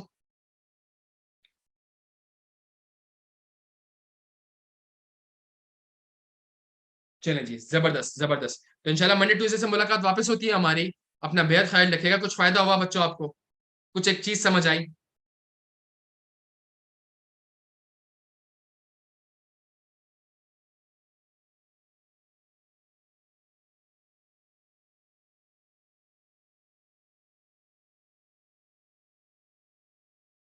चले, मैं उसके लिए भी रखता हूँ। लेकिन पोर्टल पे एक IFRS का सेशन है मेरा, जिसमें मैंने IS1 से लेके IFRS 16-17 तक जितने भी IFRS की कॉन्सेप्ट है जो कि वो पूछ सकता है, वो एक पूरा यार 6 घंटे का सेशन है।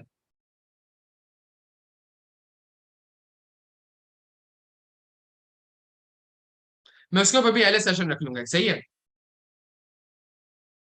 पोर्टल पे अवेलेबल है।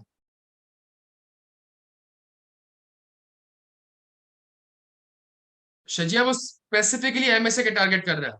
मैंने उसमें अगर IS2 पढ़ाया तो मैंने लोअर ऑफ कॉस्ट एनआरवी नहीं बताया। मैंने उसमें ये बताया कि IS2 से अगर MSA 1 का सवाल आएगा तो वो क्या आ सकता है।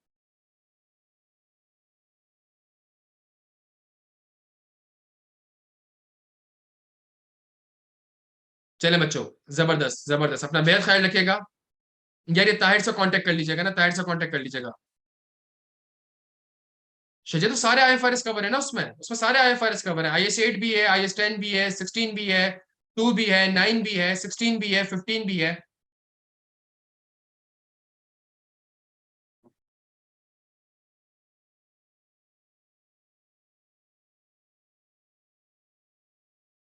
यार एडमिन का नंबर लिख दिया, ताहिर का नंबर लिख दिया, इससे कांटेक्ट कर लीजिएगा। यार डबल उसी C++ के पोर्टल में भी डाला हुआ है मेरा बच्चा। रिकॉर्डिंग भी इंशाल्लाह कल परसों तक अवेलेबल हो जाएगी।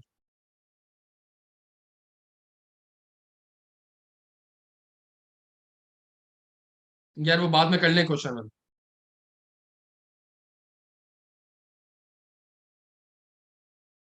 चलें बच्चों, जज़ाकल्लाह, जज़ाकल्लाह, थैंक यू सो मच बच्चों।